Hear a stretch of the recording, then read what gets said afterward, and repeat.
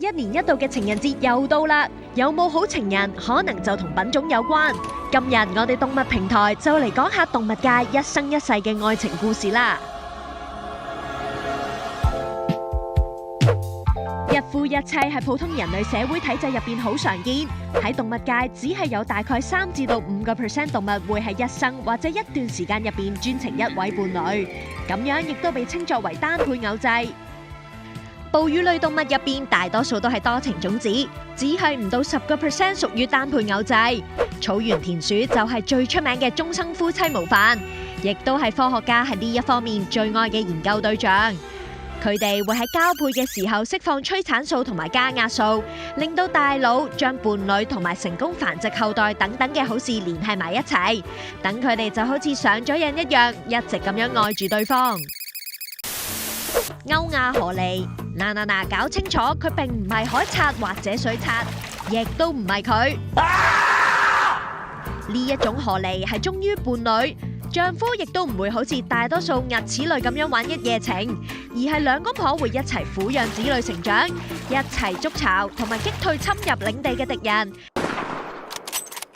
呢一種恩愛嘅生活喺佢哋美洲嘅近親就揾唔到啦。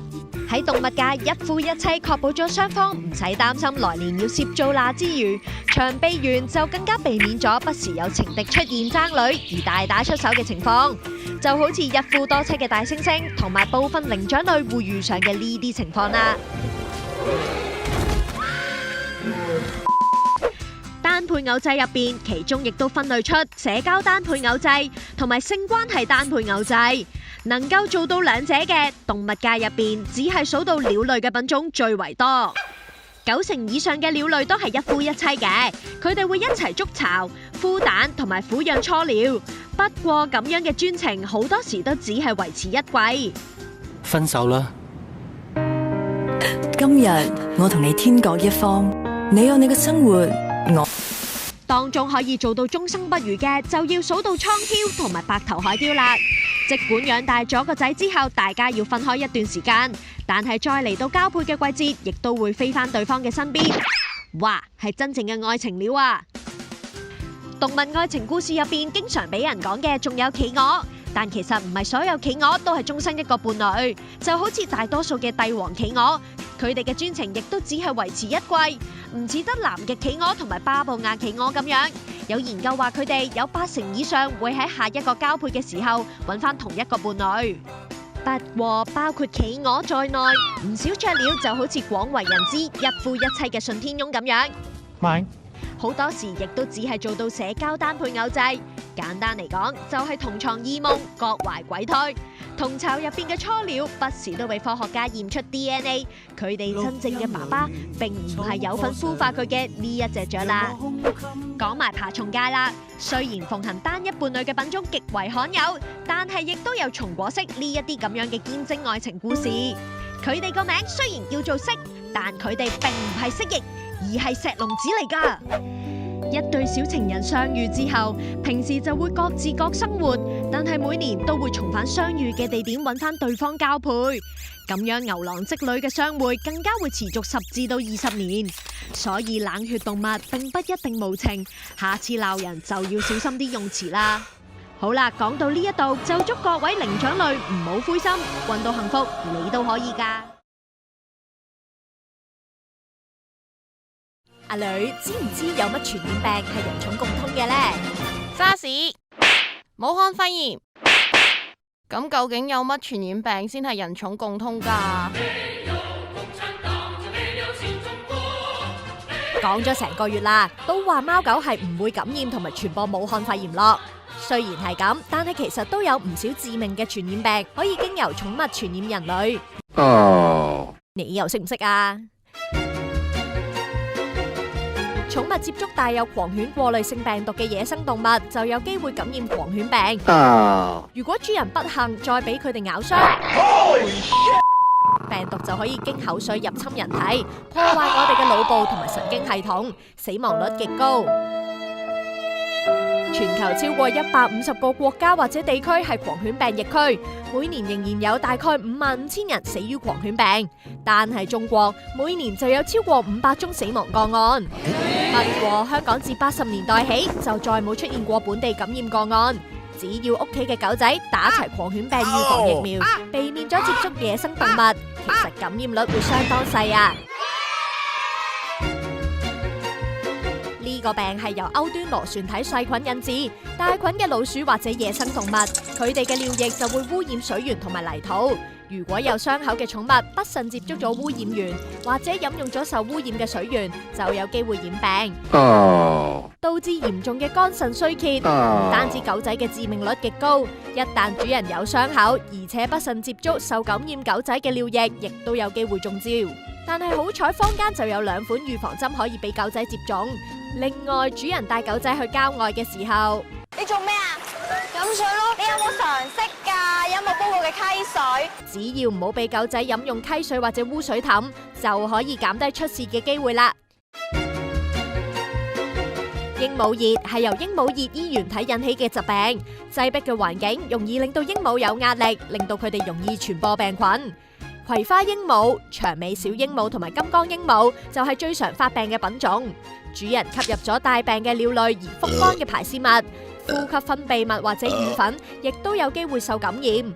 舊年就有22宗確診個案，嚴重嘅患者或者會出現腦炎或者敗血病等等嘅併發症。但係雀友只要避免寵物雀有壓力，保持良好嘅個人同埋環境衛生，接觸禽鳥之後要徹底洗淨雙手，就可以減低受感染嘅機會啦。耶！最後就係孕婦最關心嘅弓形蟲啦。冇弓形蟲抗體嘅孕婦受感染，有機會傳染胎兒，生出畸胎甚至流產。但係孕婦要成功感染弓形蟲，你估咁易嘅咩？首先你要養隻貓，貓仔一定要食咗受弓形蟲感染嘅生肉，弓形蟲卵就會依附咗喺貓仔嘅便便上邊，擺足2日以上先至有傳染性。你等咗2日之後，要接觸完大便，仲要冇徹底洗手就食嘢，又或者直接食佢篤 poop，先至有少少機會感染到。皆因即使貓仔體內有弓形蟲，一生亦都只會排出弓形蟲卵1次，所以你要持之以恆，食貓屎都要食足10幾年，等過1次機會先得。要預防就易好多啦，孕婦避免餵貓仔進食唔衛生嘅生肉，避免貓嘅 poop 擺放太耐，由屋企人代理清理貓砂盤，咁樣嘅話感染嘅機會率仲低過中6合彩啊！如果你咁樣都要棄養貓貓，我都只可以講句吔屎啊你！雖然確實有唔少人寵共通嘅傳染病，但係只要主人幫寵物做足防疫檢查，平日提高警覺同埋注意衛生，就可以大大減低人寵患病嘅風險。睇咗咁耐，你係咪仲要驚啊？唔驚，相信獸醫，唔怕。仲會唔會因為唔同疫症而棄養啊？唔棄養，養寵物身體健康。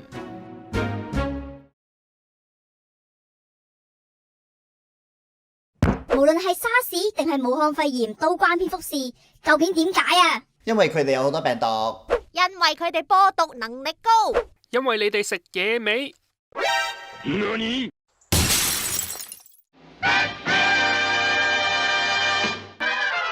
我哋蝙蝠你都敢食，真係當萬毒之王個朵浪得虛名。我哋有幾恐怖，等我話過你知啦。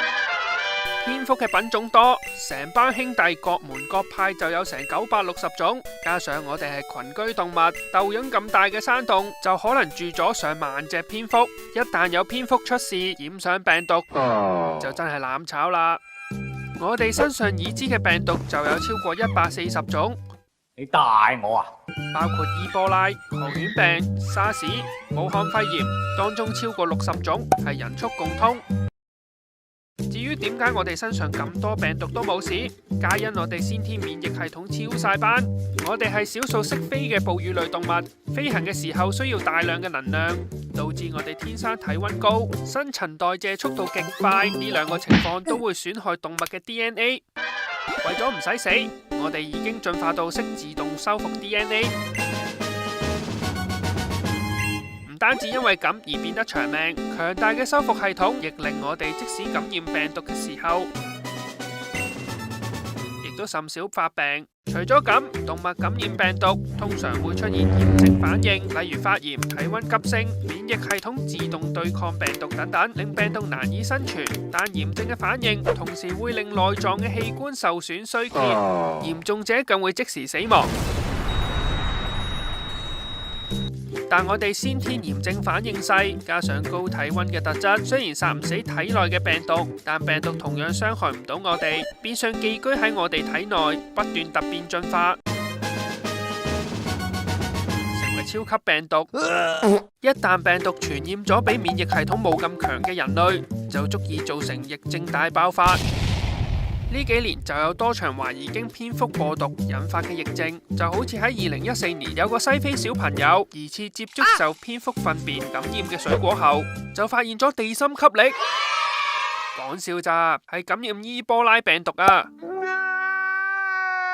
呢場疫症足足奪去過萬人嘅生命，除咗喺野外不慎接觸病毒之外，人類更多時係接觸咗受蝙蝠感染嘅野生動物而間接感染，就好似沙士病毒係經過頭蝠感染果子狸，人類食咗果子狸而受感染，而武漢肺炎亦都疑似經受感染嘅野味再傳俾食客。所以要避免疫症嘅爆發，除咗要避免同野生動物接觸之外，更加唔應該進食容易帶菌嘅野生動物。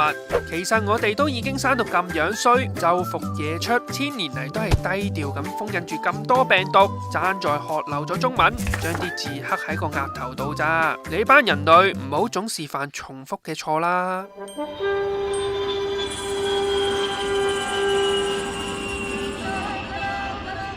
家姐，你好返之後有啲乜嘢係想做㗎？咁就梗係要食翻個野味全宴慶祝下啦！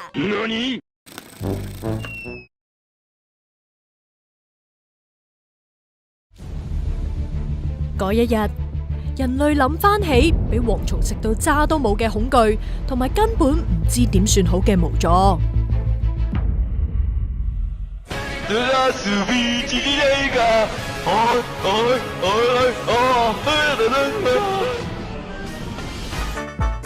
話說舊年因為極端氣候，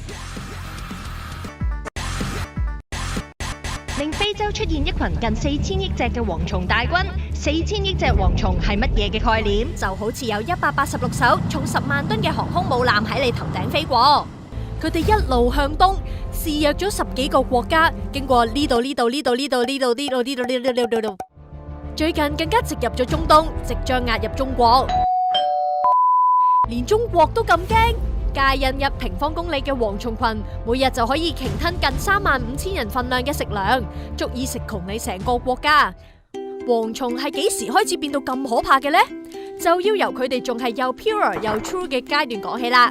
引發今次蝗災嘅沙漠蝗蟲，本來就只係一隻普通嘅草蜢，雖然唔識跳森巴舞，一起森巴舞，但佢哋本來係散居嘅動物，日子都相當平靜。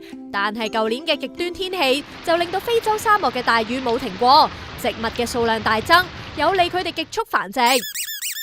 草蜢嘅數量大增，但係植物就唔夠，擠迫嘅爭食環境令到佢哋變異。唔止個樣唔同晒，個嘴變得更大更有力，對翼亦都會變長，飛行能力大增。今次突變嘅沙漠蝗蟲更加可以跨國飛行，仲會由獨居變成群居習性。佢哋仲會分泌出荷爾蒙互相吸引，令到鄰近嘅草蜢一齊變。當群組變得夠龐大嘅時候，就會向同一個方向移遷。一見到農作物就會大肆進食，成為可怕嘅蝗蟲大軍。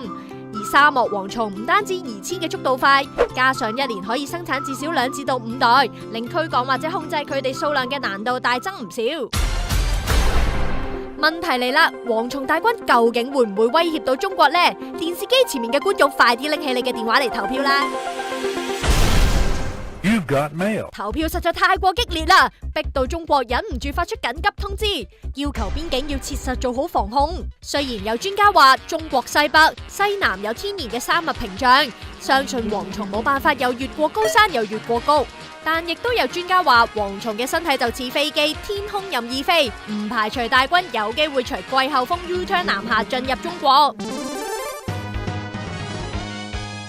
Ready, fight！沙漠蝗蟲比較起中國境內常見嘅東亞飛蝗，體型更加強壯，破壞力更強。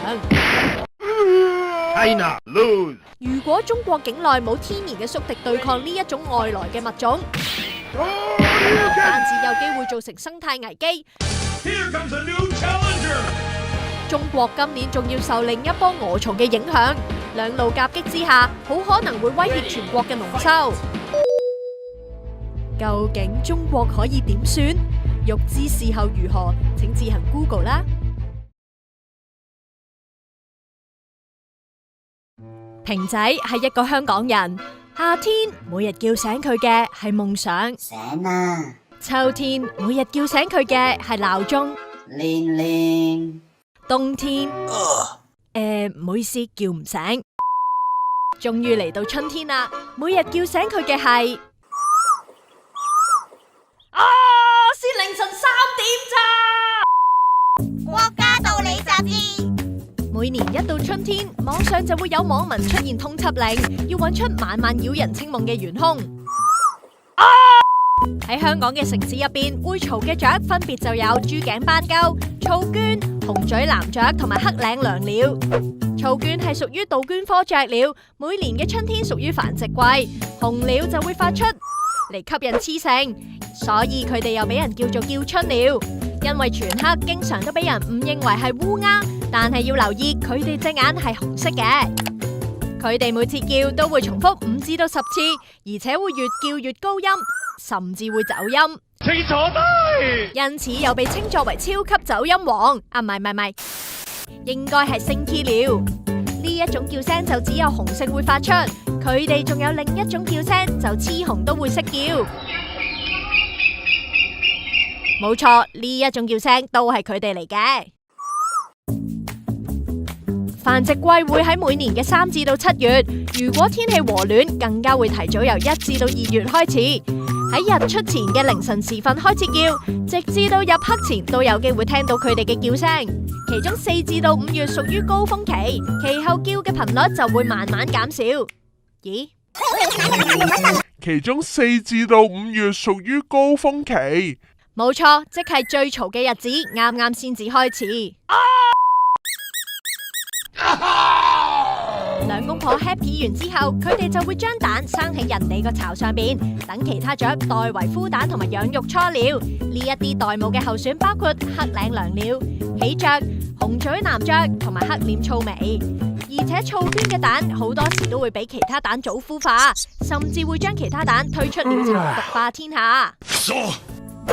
噪鵑屬於香港常見嘅留鳥，亦都有部分屬於候鳥，冬季就會離開香港。我又飛啦！雖然佢哋每日都會準時叫醒大家，但係要知道係我哋人類將民居興建喺接近佢哋生活嘅地方，我哋應該尊重所有生物嘅習性。溫馨提提大家，佢哋係受到香港法例保障嘅，大家切勿做傻事傷害佢哋，又誤觸法網啊！好啦，睇咗咁耐，識唱嘅一齊唱啦！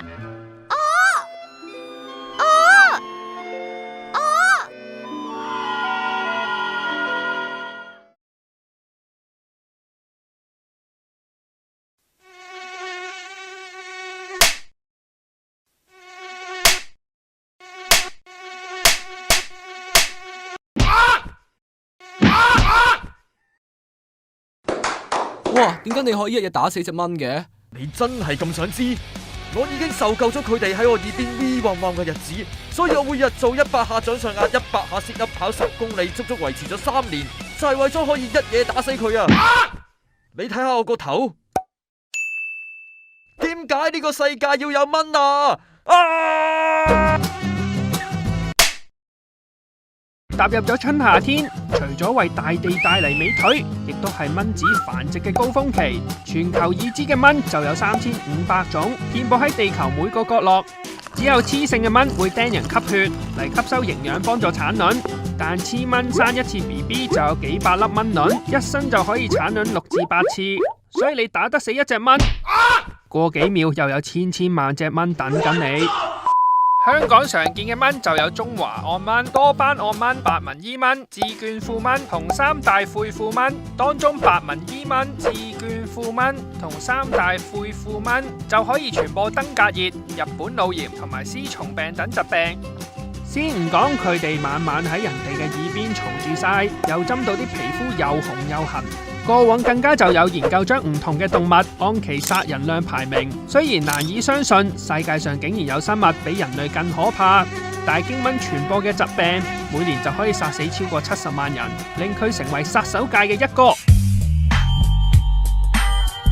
例如喺非洲，每1分鐘就過咗60秒。哇！每30秒就有一個兒童死於經蚊傳播嘅瘧疾，部分國家每年更因而花上 GDP 1.3% 嚟應付蚊對於公眾衛生帶嚟嘅威脅。講到啲蚊百害而無一利咁，假如呢個世界冇蚊，係咪真係會變好呢？轉頭返嚟繼續同大家探討呢個問題。呢隻寵物小精靈識得針人，佢係邊個呢？係大針蜂。係蚊啊！我係蚊，我係蚊。呢隻寵物小精靈攻擊力超強，佢係邊個啊？係比卡超。錯啊，都係蚊啊！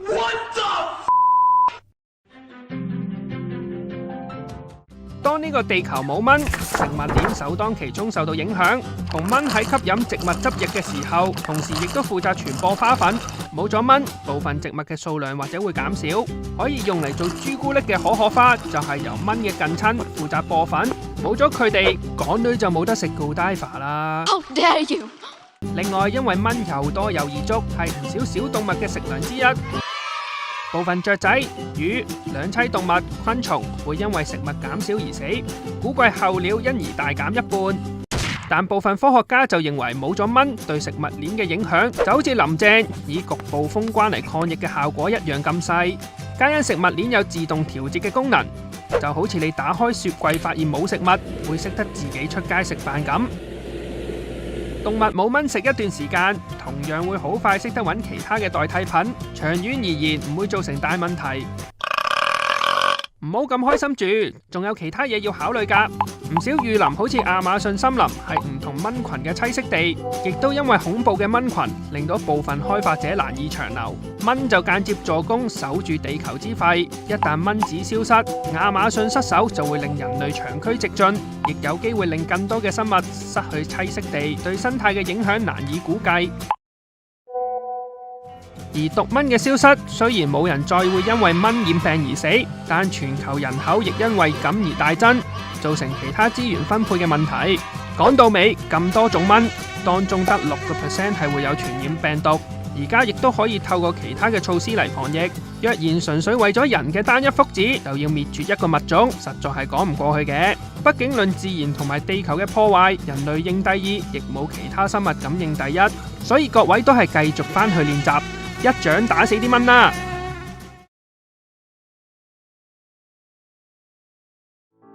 平仔係一個香港人，我現時自己肯洗衫，我現時自己肯晾衫，我現時自己肯自己着衫返工。抽14粒。國家道理雜誌。老是常出現嘅14粒喺大埔同埋近郊可以話係出晒名，每年去到夏天就會出嚟同大家 say hi。Hello。呢啲其實係荔枝春象嘅卵，佢哋每次產卵數量一定係14粒，於是唔少人都會稱呼佢做14粒。卵初時會係青綠色或者淡黃色，顏色會逐漸變深灰色或者暗紅，大概喺10至到14日就會孵化。Hello。荔枝春象係1年1世代嘅昆蟲，每年喺夏季繁殖，喺香港大概5至到8月就係產卵嘅高峰期。但係近年或者因為氣候變化，有時1月或者2月就會開始見到佢哋。一隻雌性就可以生產5至到10次，大概5至到8月就係產卵嘅高峰。一隻雌性就可以生產5至到10次。荔枝春象屬於植食性，荔枝、龍眼都係佢哋最中意嘅食物，其餘仲有檸檬、柚等等30種以上嘅生果都會食。喺荔枝樹同埋龍眼樹附近就最容易揾到佢哋。Hello。如果附近有民居，佢哋亦都會成日飛咗去啲衫或者窗度產卵。Hi human。佢哋對植物嚟講就係害蟲，但係對人類嚟講其實無害嘅。不過人不犯我，我不犯人。你若犯我，我放屁。當佢哋受驚或者覺得俾人攻擊嘅時候，就會噴出具腐蝕性嘅液體嚟防禦。我哋皮膚掂到嘅話就會被灼傷，記得要用大量嘅清水清洗，嚴重嘅話就要去求醫。液體帶有臭腥味，所以佢哋亦都被稱為臭屁蟲。如果篤穿咗卵嘅話，亦都會同樣有汁液流出，所以我哋記得要保持冷靜，戴手套輕輕咁掹走啲卵就可以啦。佢哋嘅壽命大概係200至到300日，係種不完全變態嘅昆蟲。嗱，佢就係完全變態啦。不完全變態係指成長嘅過程只有卵、幼蟲、成蟲3個階段，當中並唔會變成蛹。而佢哋喺幼蟲時期亦都會有5個齡期，每一次脫皮之後就會大1齡，再脫之後就係究極進化為成蟲啦。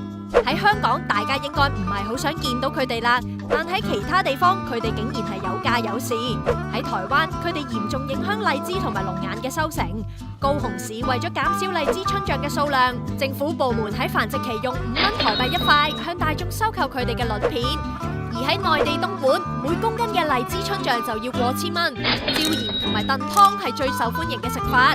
咁受歡迎，除咗係因為佢哋覺得好食，另一個原因係因為相傳具壯陽同埋滋陰等藥用功效。不過其實佢哋係認錯咗蟲啊，有藥用功效嘅係另一隻叫做九香蟲嘅春象。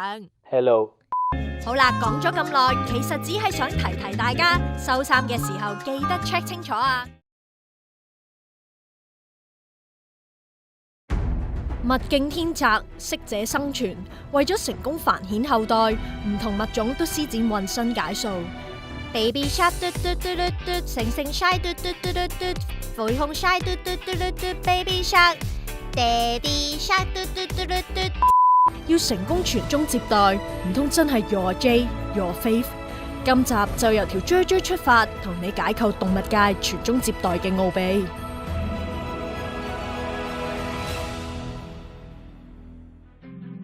以下節目全部內容涉及成人情節，敬請全家一齊收睇。喺動物界嘅交配戰入邊，當然唔可以忽略 JJ 嘅長度啦。香港男性陰道嘅長徑平均只有11 cm， 喺人類排名中就差啲啦。但係唔好以為自己長過剛果嘅男人就可以跑贏大事，皆因人類嘅陰莖喺動物界入邊比 Apple Mini 更加 mini。我唔係針對你，我係話在座咁多位都係垃圾。但係平時嘅跑馬仔，佢哋嘅陰莖就比人類長4倍有多，亦因為馬仔嘅陰莖有成16寸咁長，加上寸同寸係同音，所以平時形容人哋講嘢喂你好寸噃，就會話人哋寸過馬嘟。但一山還有一山高，如果按比例計，香蕉闊魚嘅陰莖同埋身長更加係1比1咁誇張，即係佢個身有幾長，佢條椎就有幾長啦。但係佢條陰莖好生唔生，偏偏就生正喺個額頭度，交配嘅時候就會喺個額頭度慢慢咁樣伸出嚟。南美硬尾鴨係少數進化出螺旋陰莖嘅物種，用嚟應對雌鴨體內比秋名山髮夾彎更加崎嶇嘅陰部結構。佢哋仲可以因應對手嘅數目而控制 JJ 嘅長度。一旦對手眾多，陰莖就會突變發大嚟增加交配嘅成功率。俗語有云 ：My friend is you, my pen is blue。身長25米嘅動物界巨無霸藍鯨，佢條 JJ 就有成3米咁長。唔單止係動物界最長嘅陰莖，單次射精嘅精液量就達到20 lit， 有成70公斤咁重啊！名副其實足以。動物除咗進化出識得伸長又轉彎嘅陰莖之外，仲有各種特別嘅交配技巧。澳洲袋鼬每年8月就會發情，短短3個禮拜嘅發情期，因為荷爾蒙嘅驅使，雄性代由會唔飲唔食唔使瞓覺咁滯，將所有嘅時間用嚟揾唔同嘅雌性瘋狂交配，直到筋疲力盡，免疫系統崩潰嘅時候就會虛脫而死，係命中注定要做愛做到死為止嘅動物。灰鯨交配嘅時候，隔籬就會有另一條雄性灰鯨做執男，咁係因為灰鯨求愛嘅競爭好激烈，雙方會一直做出互惠嘅行為，陪住條雌鯨游水。如果是但一方體力不繼，跟唔上輸咗嗰個身位，輸家唔單止有得睇冇得食，仲會俾贏家壓去身下面，幫手調整雌鯨嘅身位，方便交配，成為最悲慘嘅執男。我哋嘅近親猩猩同我哋一樣會有非交配項目嘅性行為，並且會用性去解決部分群體嘅問題。當佢哋有性興奮嘅時候，做愛吧；當佢哋準備鬧交嘅時候，做愛吧；當佢哋想維繫關係嘅時候，做愛吧。而且呢啲非交配目的嘅性交對象，大多數都係不分雌雄，男男女女、男女男女、男女男男女女、男女男。Yo， 唔同嘅組合點樣都得，思想隨時開放過部分人啊！生兒育女，繁衍後代，呢一個責任任重道遠，為咗人類嘅發展，奉勸大家切勿胡亂倒 J。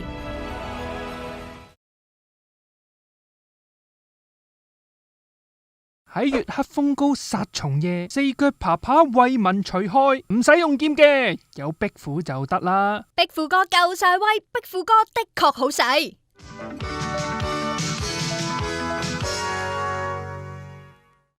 夏日熱辣辣，熱辣辣，好熱好熱。天氣開始熱，啲蚊滋昆蟲爬爬都開始活躍。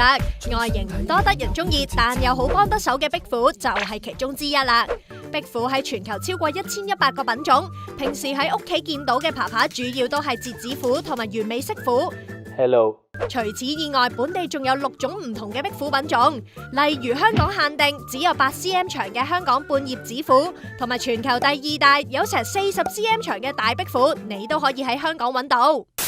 雖然壁虎個樣唔多討好，但係其實佢哋係少有嘅家居益蟲，佢哋最中意食蛋白質豐富嘅昆蟲，所以家居常見嘅螞蟻、蜘蛛、曱甴同埋曱甴卵，佢哋一於係有你冇我，通通食清光，見過愛夫堅啊！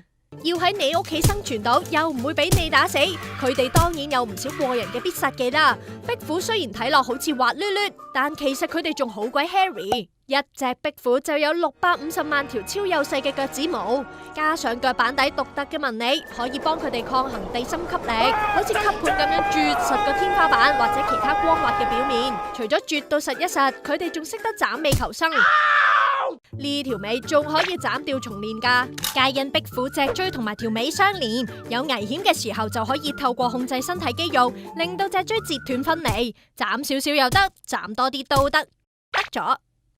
雖然佢條尾可以再生，但係一旦脊椎完全截掉嘅話，就冇辦法再脫尾㗎啦。而且佢條尾亦都係脂肪儲存庫，冇咗條尾就等於冇晒嘢食，所以壁虎只有喺生命受到威脅嘅時候先至會斷尾。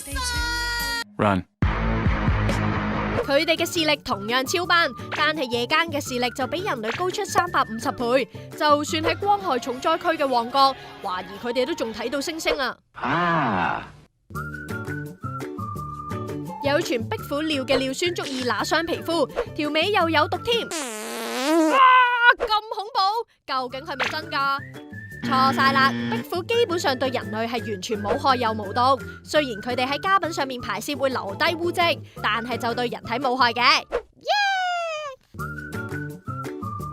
壁虎就最中意匿埋喺啲陰暗嘅地方，窿窿罅罅雜物堆就最理想啦。但係你對耳仔就no thanks， 所以唔使再自己嚇自己啦。壁虎嘅繁殖能力唔高，大多數都係獨居嘅生活，一般屋企只會有1-2條左右。如果聽到壁虎喺度叫，代表你屋企至少有2條壁虎喺度生活。我都恭喜你啊！所以佢哋發緊情嘅時候，就會用叫聲嚟吸引對方啦。最根本嘅方法就係保持家居衛生，冇蚊蟲我哋冇晒嘢食。你想下雨天留客，你留我都唔留啊！你亦都可以喺陰暗擺放檸檬片或者白醋，用強烈嘅氣味令到我哋離開都得。得咗，唔講咁多啦，我繼續去為民除害先。拜拜，我條尾。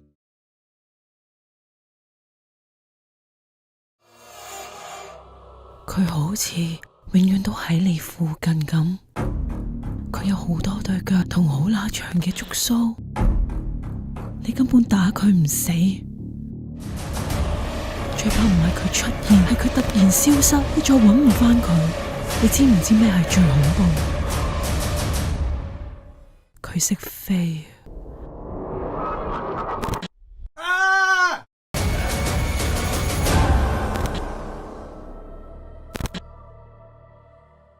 講到曱甴好似鬼咁恐怖，係有根有據噶。新加坡就曾經有研究話，大多數人怕曱甴多過怕鬼，每3個人入邊就至少有1個人係好驚曱甴。曱甴唔單止路過執翻1蚊都足以嚇死你，仲好難令佢哋死全家添。佢有幾強大，就要由佢嗰個比亞古獸進化成麥樂雞獸更長嘅進化史開始講起啦。Hello。除咗家居常見嘅德國曱甴同埋美洲曱甴，全球仲有4000幾種唔同嘅曱甴。喺地球3億年前，佢哋就出現咗啦，仲要係超級雜食嘅昆蟲添。由2億幾年前食恐龍篤屎，到2020年望住你屙屎、垃圾、排泄物、屍體、牙膏，基本上擺得入口嘅死物，佢哋都食得，成為生存一大有利條件。由2億幾年前要避開唔俾恐龍踩死，到2020年唔俾你對拖鞋拍死，佢哋亦演變出驚人嘅反射神經，由知道唔對路到逃走只係需要11毫秒。一隻成年曱甴嘅跑速更加高達每小時5公里，按比例計就好似1個人跑到地鐵速度咁寬，隨時快過小明搭高鐵上廣州啊！正所謂講嘢靠牙力，生存就靠實力。佢哋獨特嘅體質可以消滅75% 嘅細菌，身體帶有劇毒唔會死，閉氣45分鐘唔會死，個半月唔食嘢唔會死。即使冇咗個頭，仲可以生存幾個禮拜，得翻個身都唔會死。承受輻射嘅能耐比人類強6至8倍，核爆你死佢都未死。雌性嘅曱甴交配一次就可以終身產卵，即係唔使交配仍然可以孤雌繁殖，子子孫孫源源不絕。問你死唔死？曱甴見到咁，要成功擊退曱甴呢個老江湖，就要留意以下幾點啦。現代曱甴對翼退化到唔善於飛翔，但係當打風前夕，天氣悶熱就會令到佢哋唔舒服嘅時候，佢哋亦都會因為咁而短暫飛行。而當佢哋受驚想逃走嘅時候，同樣會突然飛起身。所以見到曱甴唔好尖叫，令佢哋受驚，可以減低你自己受驚嘅機會。唔單止咁，有研究指曱甴大多數有負趨光性嘅特質，中意匿埋喺啲陰暗處。當你暴露喺光亮場所，擘大個口尖叫嘅時候，因為你個喉嚨同埋頭髮就係相對比較陰暗嘅地方，所以就會有種感覺，佢成日都會飛去你塊面嗰度。唔好懷疑，佢堅係想咁做。咁唔好彩要同曱甴one on one嘅時候，如果你屋企有貓而你又唔怕佢成世睇唔起你嘅話，你都可以試下懟隻貓出去迎敵。但係如果曱甴身帶奇毒，主子唔小心吞咗佢，就有機會舐嘢中毒。你諗清楚啊！好多人都以為拎對拖鞋拍死隻曱甴，就算佢大肚都可以死全家。事實就啱啱相反，太重手嘅話，有機會令佢哋爆出體內嘅銅線蟲，污染環境嘅同時又更加難清潔。用殺蟲劑只要噴中曱甴，其實佢哋必死無疑，但就要小心大肚嘅德國曱甴，受到殺蟲劑刺激嘅話就會第一時間孵蛋，唔立即清走嘅話就我就真係恭喜晒你啦！唔想面對同曱甴對決，最根本嘅方法就係保持家居清潔，同時做好預防措施。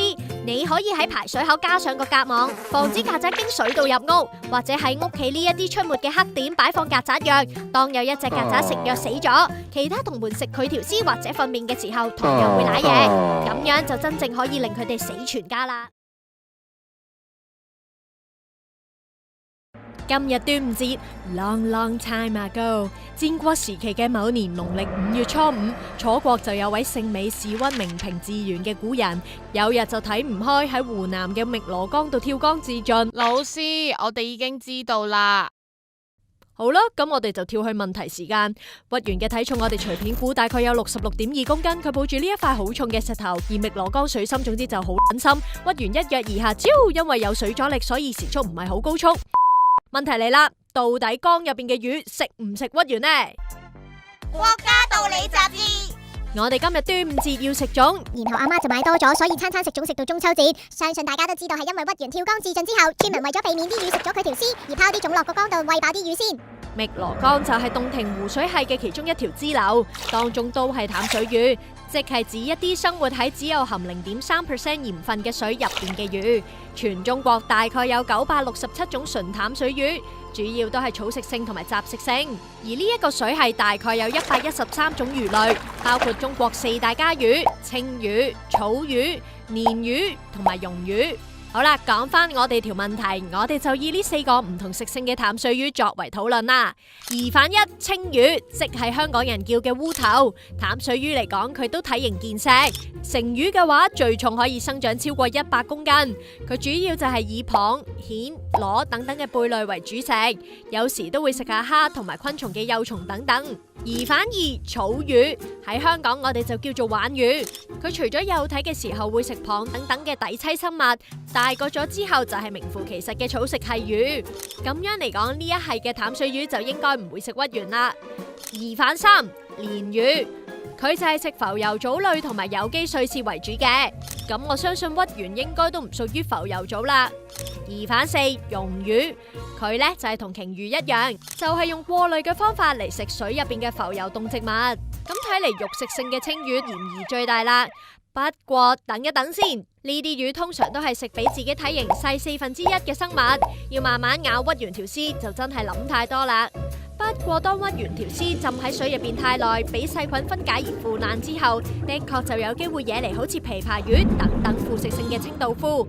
但係條絲本來就已經腐爛咗啦，呢啲時候啲魚食唔食都應該冇乜關係啦啩。老師，咁係咪即係話拋粽係冇用又多餘啊？嗱，我哋就唔鼓勵批判性思考嘅，粽呢，阿媽叫你食就食啦。端午節除咗食粽，其實仲有驅五毒嘅習俗。五毒其實就係指蛇、蠍子、蜈蚣、蟾蜍同埋壁虎。因為每逢農曆5月，天氣都開始熱，亦都屬於梅雨季，濕氣重，蛇蟲鼠蟻就開始出動，所以古時就會認為呢一個月份需要驅毒，慢慢就順便喺端午節度進行啦。到底五毒有幾毒？蛇有毒，相信就唔使多講啦。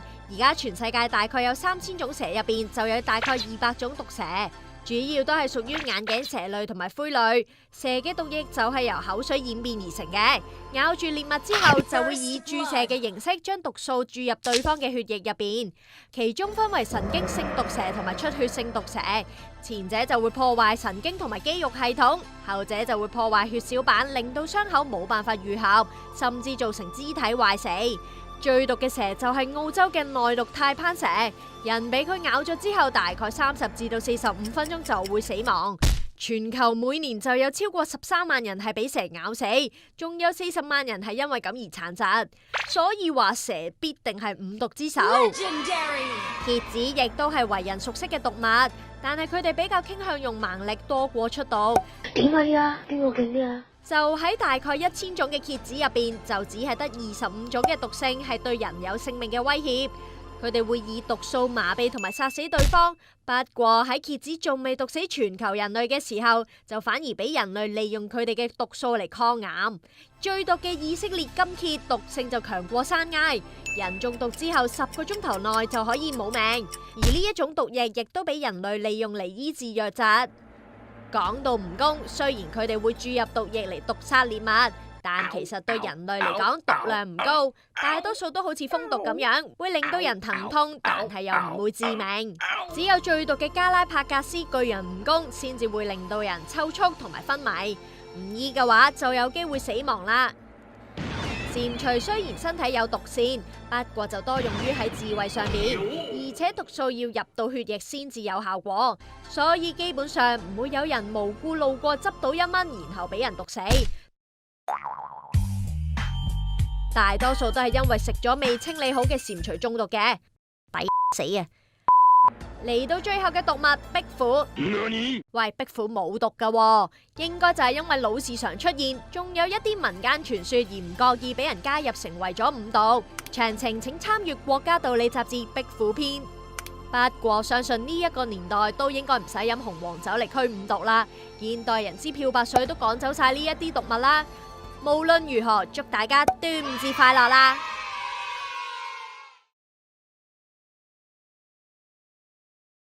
2020年嘅7月某日，你喺間房度開大個冷氣，第15968次聽福頭老師同譚玉英唱嘅《夏日熱辣辣》，你聽到成個人興合合，突然覺得要捉緊夏天嘅尾巴，於是你執齊架撐，準備出去係咁依同陽光玩下遊戲。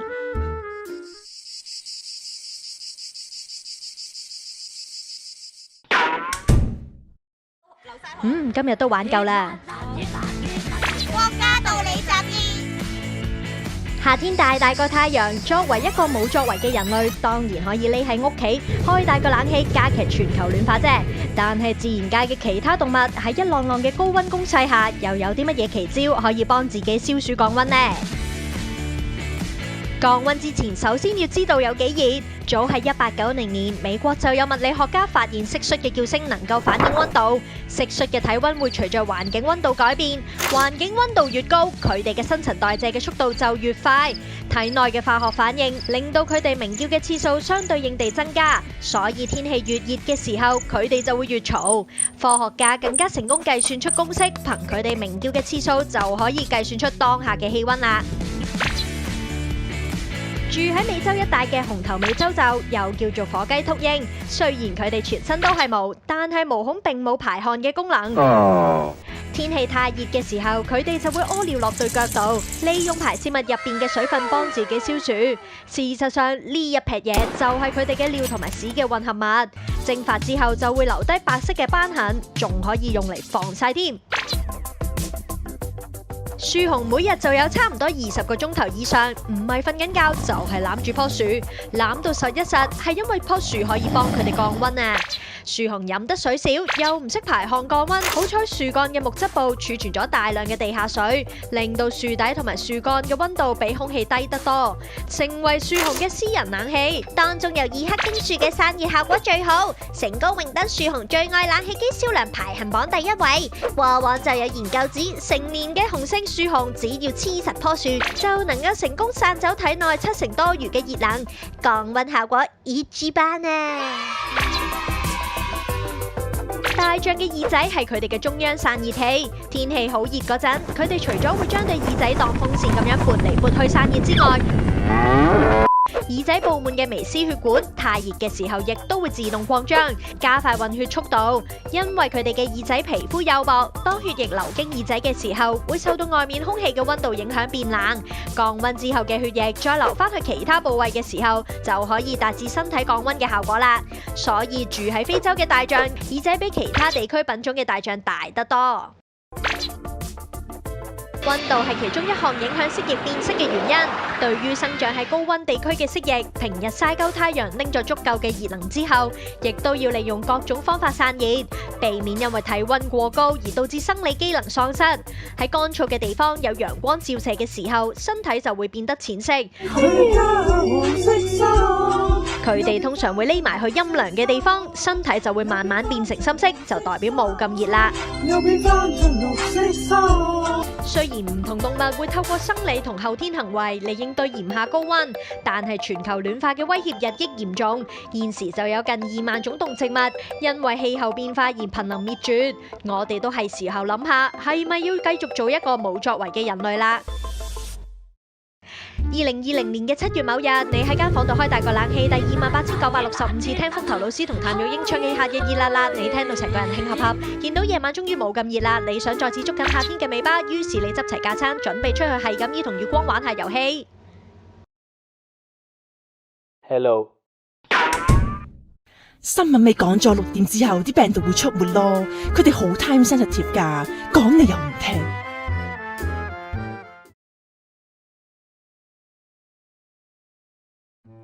平仔係一個香港人，有個壞習慣就係所有雀都會覺得佢哋係雞。我係鸚鵡啊！烏雞，烏雞係白色㗎。國家道理雜誌。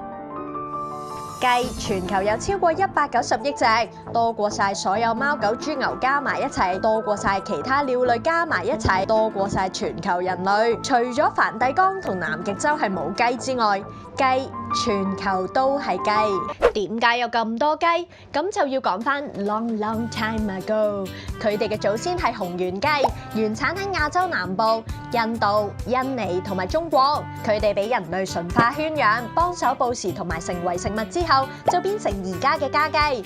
因為飼養佢哋需要嘅空間細同埋食量少，攜帶運送起上嚟亦都夠晒方便，於是就跟隨咗人類坐船坐車由東去到西，更加到處留種。去到17世紀，有人嘅地方就有雞。而家全球家雞嘅品種就超過500種，就係咁樣。特別新聞報道，地球已經俾雞征服咗啦！講到呢一度，可能平仔又唔記得咗啦。雞其實都係雀嚟嘅，而雀係唯一存活並且演化至今嘅恐龍。一直以為蜥蜴先至係恐龍至親嘅你就錯晒啦，雀先至係直屬於恐龍總目嘅物種。蜥蜴、蛇同埋鱷魚相比起嚟就遠親得多啦，所以咁樣計落，雞都係恐龍。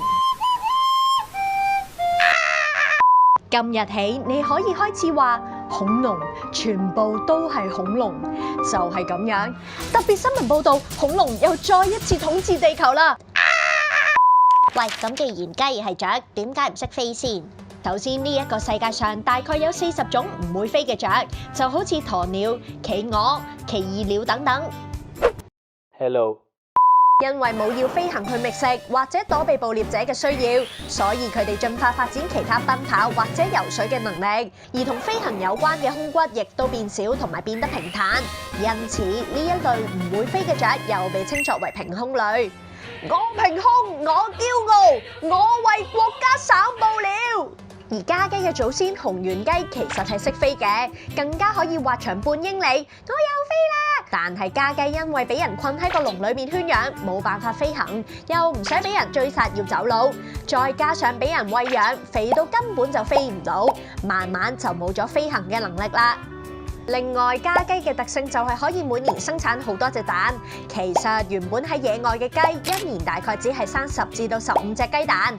因為人類為雞提供高營養嘅飼料，又人工操控適合產卵嘅燈光同埋溫度，仲干預基因同埋配種等等嘅問題，圈養嘅雞每年就可以生產大概300隻雞蛋。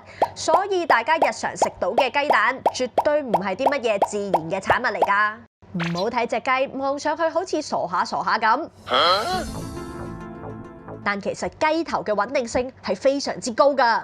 唔係，我想話其實雞係一隻好聰明嘅動物嚟嘅。有研究顯示，佢哋有一定程度嘅自我意識，識得數數目，有自我控制嘅能力，仲對同類有基本嘅同理心添。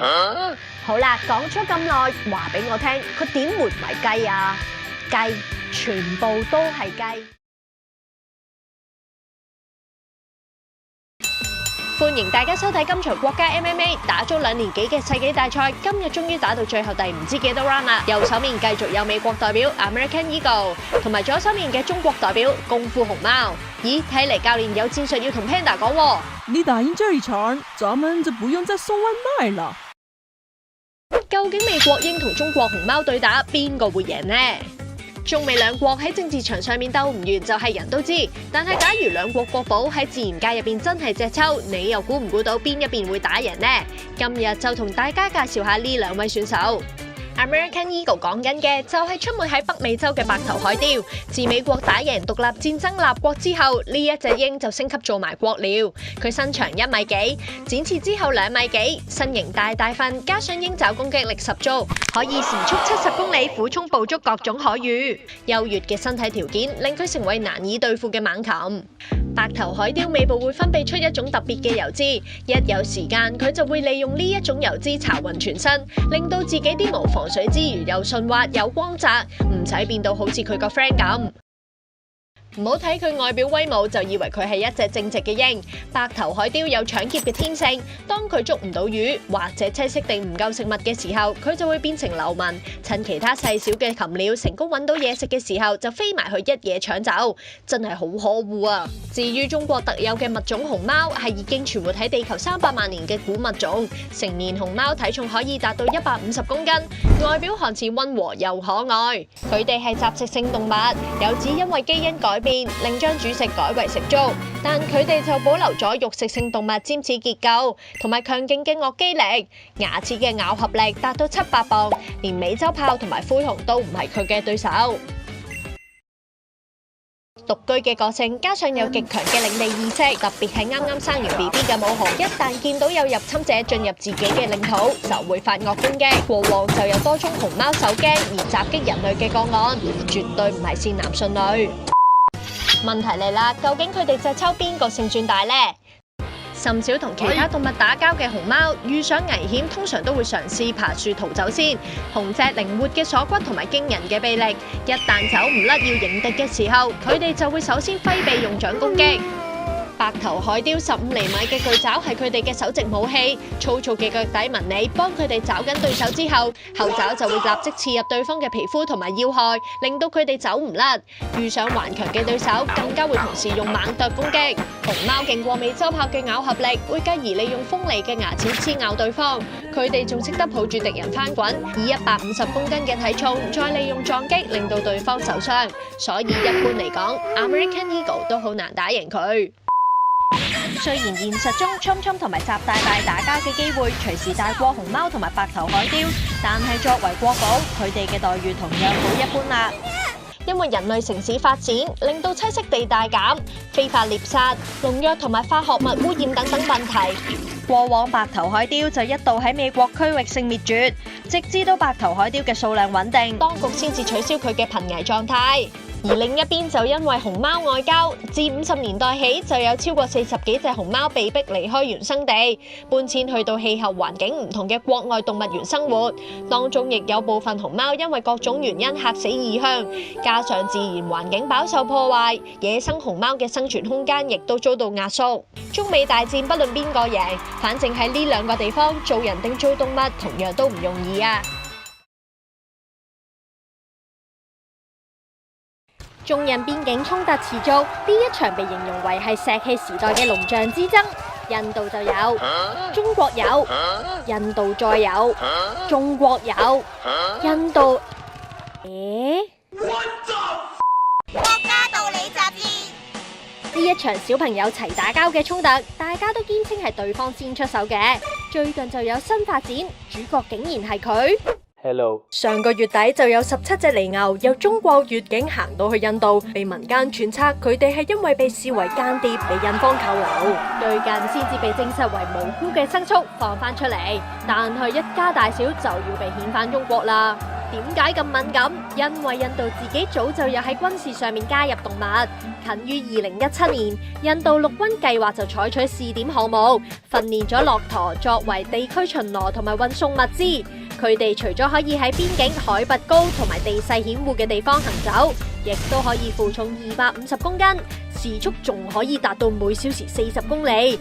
比起矮種馬同埋驢仔，負重更加多同埋行得更加快。而歷史上面都有出現國家軍事動物間諜，印度今次咁緊張，絕對係情有可原。伊朗就發現過一批來歷不明、帶有攝影鏡頭嘅松鼠。Hello. 美國亦都有專門做拍攝嘅間諜鴿。Hello. 更加有竊聽貓計劃。Hello. 軍方就將收音咪、收發器同埋天線植入咗貓仔嘅身體裏邊做竊聽，但係可惜貓仔因為難以控制，最終就失敗告終。對唔住啊，香港腳法。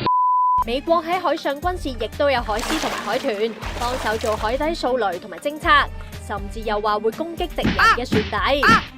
而喺俄羅斯更加有訓練海豚運送魚類。除咗佢哋，聰明嘅白鯨亦都喺舊年喺挪威俾人發現，懷疑係俄羅斯嘅間諜。Hello. 史上仲有唔同雀仔、蝙蝠、老鼠、昆蟲。嗌咩啫嗌？你先至係最恐怖啊，好唔好啊？佢哋都有俾人話係曾經用嚟做軍事間諜行動，對於人類嚟講真係防不勝防啊！其實人類自相殘殺就唔應該將無辜嘅動物加入戰爭。再者喺今次，就算有幾多動物間諜，亦都冇辦法威脅中國，因為